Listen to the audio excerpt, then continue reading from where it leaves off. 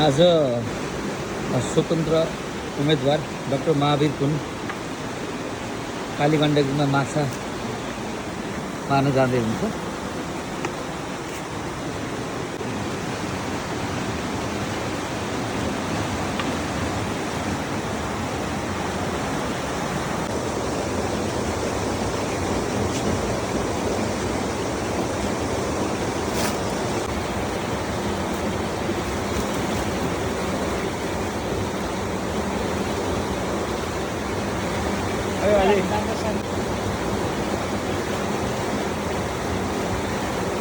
Thôi uống cái đường nó bắn này không đủ đâu.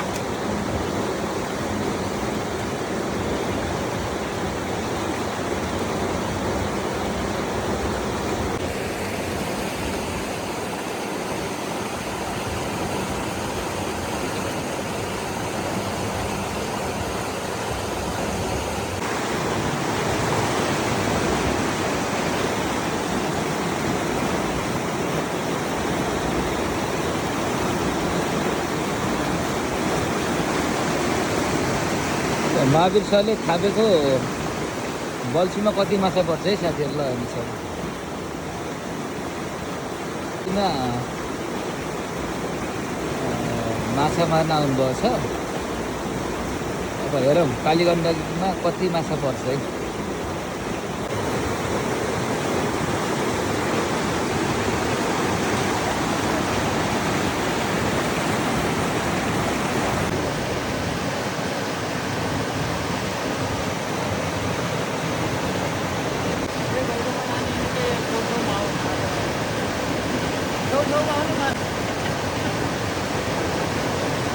दाजुभाइ दिदीबहिनीहरू हेर्नुहोस्, संसारभरिबाट नेपालभरिबाट हेर्नुहोस्, महावीर पुनले आज अलिकति समय लिएर आजभन्दा 58 वर्ष अगाडिको आफ्नो एउटा इतिहास चाहिँ सम्झिँदैछ। एउटा इतिहास समयलाई चाहिँ मैले रिवाइन्ड गरेर मेरो एउटा क्रियाकलाप चाहिँ दोहोऱ्याउँदैछु। आजभन्दा 58 वर्ष पहिला 2024 सालमा माथिको जाडोमा चाहिँ मल्लाजमा चाहिँ पढ्थेँ। अनि त्यहाँ पढ्दाखेरि हामी विद्यार्थीहरू त्यति बेला म 13 वर्षको थिएँ। त्यति बेला हामी विद्यार्थीहरू आएर यो काली खोलामा यो कालीगण्डकीमा माछा मार्थ्यौँ। 58 वर्ष अगाडि 58 वर्ष अगाडिदेखि माछा मार्थ्यौँ। 58 वर्ष अगाडि 2024 सालमा यो खोलामा तलबाट यो कालीको तिरैतिर हामी माछा मार्दै मार्दै मार्दै माथितिर जान्थ्यौँ। र विद्यार्थी शनिबारको दिनमा खास गरी मल्लाजको केही साथीहरूसँग माछा मार्न जान्थ्यौँ। आज पनि त्यही कुराको सम्झनाको लागि, यो माछा मार्नको लागि होइन, माछा मार्नको लागि होइन कि सम्झनाको लागि उति बेला यसरी माछा मार्थ्यौँ। 2024 सालमा 58 वर्ष अगाडि भनेर तपाईँहरूलाई देखाउनको लागि। र यो कुरा मैले मेरो आत्मकथामा पनि लेखेको छु। ल हेर्नु, आत्मकथामा पनि मैले मल्लाजमा पढ्दाखेरि कसरी चाहिँ कालीगण्डकीमा गएर माछा मार्थ्यौँ भन्ने कुरा चाहिँ लेखेको छु। सर माछा भेगु त होला।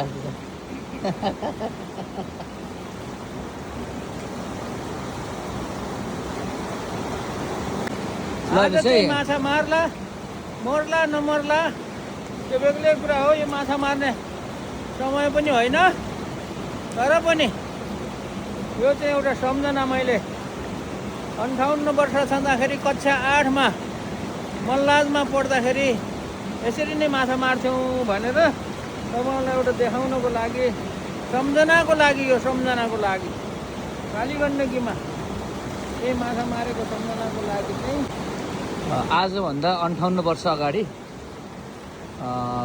डाक्टर महावीर पुनले माथि मल्लाजमा कक्षा 8मा पढ्दै गर्दा शनिबारको समयमा त्यो कालीगण्डकी नदीमा आएर उहाँले माछा मार्ने गर्नुहुन्थ्यो। र यो माछा मार्ने कुरा चाहिँ उहाँले आत्मकथामा पनि लेख्नु भएको छ। र अहिले कालीगण्डकी नदीमा आज उहाँले माछा मार्दै हुनुहुन्छ र माछा मार्ने को लागि यहाँ आउँदै गर्दा त्यो बाल्यकालको याद चाहिँ उहाँलाई स्मरण भएको छ र यो बाल्यकालको यादलाई स्मरण गर्नको लागि थोरै फुर्सदको समय मिलाएर माछा मार्न आएको भनेर चाहिँ उहाँले बताइराख्नु भएको छ र यो माछा मार्ने को एउटा अभिरुचिभित्र पनि पर्छ।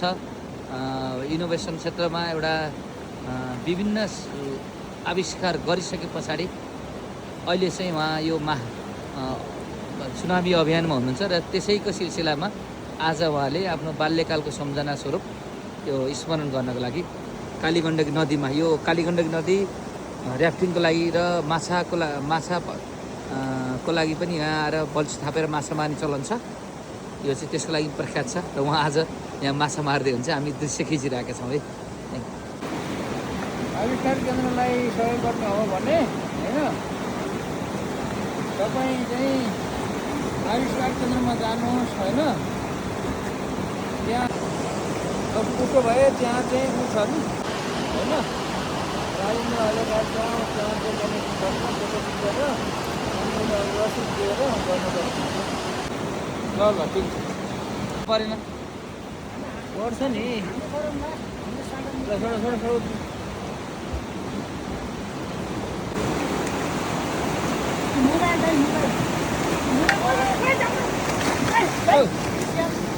भने त यताबाट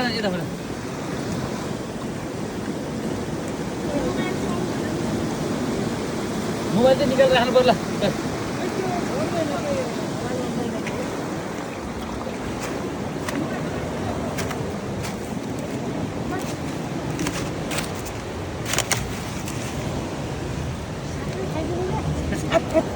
मेरो जुत्ता चिप्लो हुँदैछ क्या, मेरो जुत्ता चिप्लो हो क्या, मेरो जुत्ता यस्तो जुत्ता हेर्नु सर गोटी छैन, उताल्नु परिन्छ नि त्यहाँ बुढाको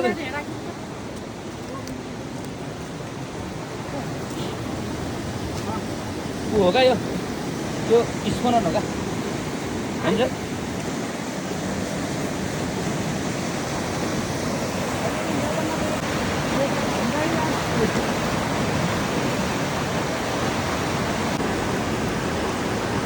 ढुङ्गामाथि बसेर महावीर सरले माछा पार्दै हुनुहुन्थ्यो।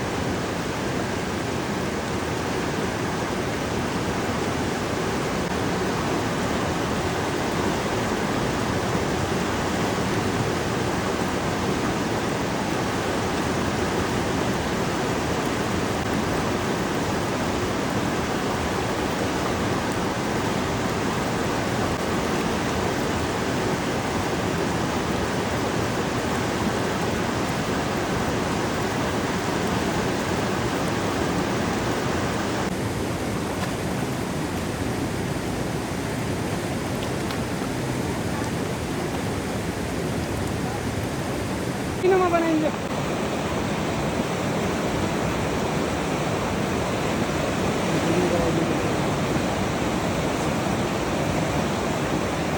58 वर्ष अगाडि 2024 सालमा यो खोलामा तलबाट यो कालीकोतिरैतिर हामी माछा मार्दै माथितिर जान्थ्यौँ र विद्यार्थी शनिबारको दिनमा खास गरी मल्लाजको केही साथीहरूसँग माछा मार्न जान्थ्यौँ। आज पनि त्यही कुराको सम्झनाको लागि, यो माछा मार्नको लागि होइन,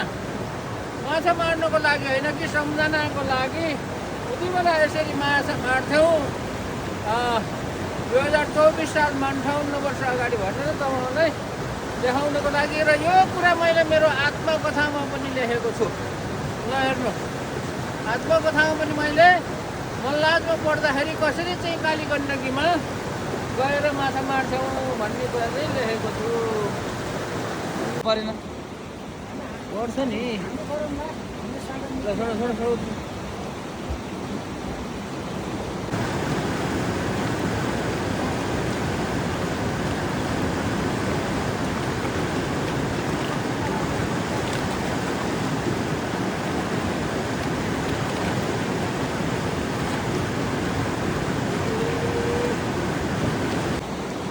आजभन्दा 58 वर्ष अगाडि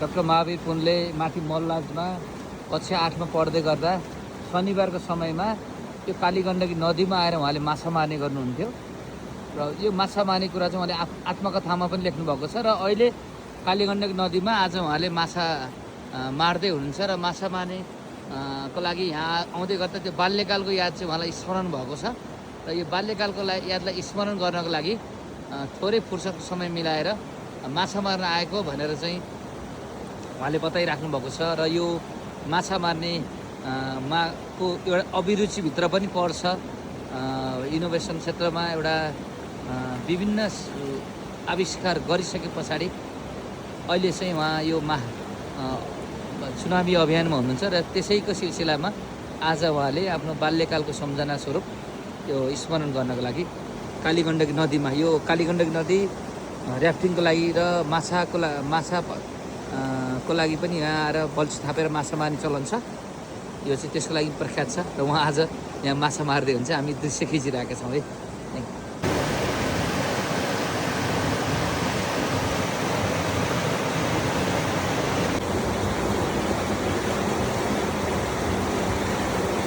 खोइ हो त ढोङ्गा कहाँ भन्ने ठाउँमा हुनु पऱ्यो